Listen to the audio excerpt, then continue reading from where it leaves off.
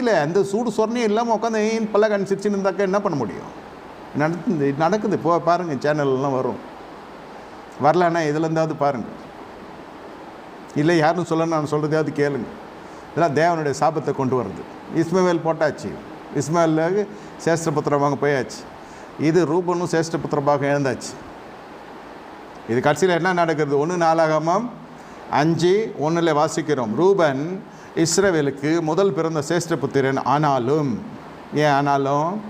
அவன் தன் தகப்பனுடைய மஞ்சத்தை தீட்டுப்படுத்தினபடியினால் கோத்திர அட்டவணையிலேயே அவன் முதல் பிறந்தவனாக எண்ணப்படாமல் அவனுடைய சேஷ்டபுத்திர சுதந்திரம் இஸ்ரவேலின் குமாரனாகிய யோசேப்பின் குமாரருக்கு கொடுக்கப்பட்டது.